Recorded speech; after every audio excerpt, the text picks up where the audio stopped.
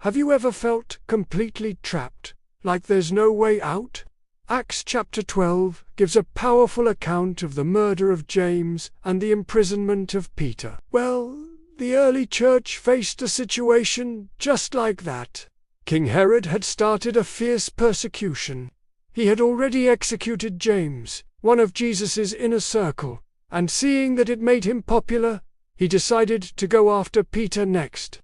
So, Peter was arrested and thrown into a maximum security prison. We're talking 4 squads of soldiers, 16 guards in total, watching him around the clock. He was even chained between 2 soldiers while he slept. The situation looked absolutely hopeless. Herod was just waiting for the Passover festival to end so he could make a public spectacle of Peter's execution. But here's where the story takes a turn. While Peter was locked up, something powerful was happening on the outside.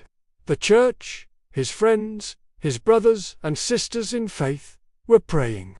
Not just a quick "God, help Peter," but earnest, fervent, non-stop prayer.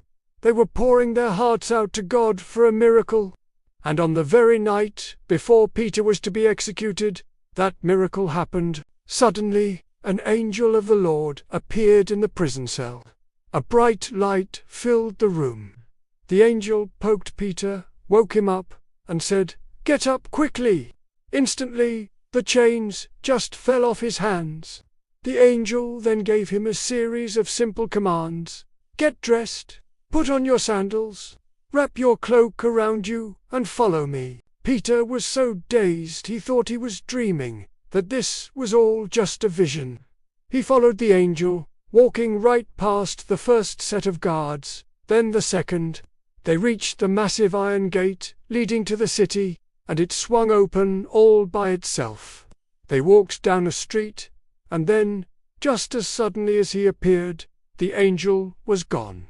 It was only then that Peter finally snapped out of it. He realized this wasn't a dream.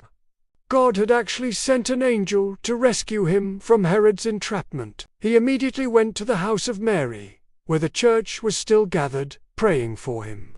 When he knocked on the door, a servant girl named Rhoda recognized his voice. She was so overjoyed she forgot to even open the gate and ran back inside to tell everyone.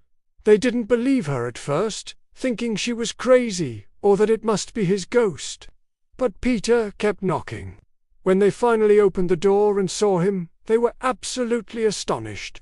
This incredible story shows us the power of prayer and the faithfulness of God, even in the darkest of times. And what about King Herod, the one who thought he was in control?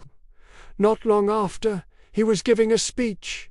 On an appointed day, Herod put on his royal robes, took his seat upon the throne, and delivered an oration to them. And the people were shouting, "The voice of a God." Acts 12:21-22. Immediately an angel of the Lord struck him down, because he did not give God the glory. And he was eaten by worms and breathed his last. Acts 12:22-23. But the Bible tells us that despite the persecution, the word of God continued to spread and grow. It's a powerful reminder that no human plan can ever thwart God's ultimate purpose. Thanks for watching, and don't forget to like and subscribe for more stories like this.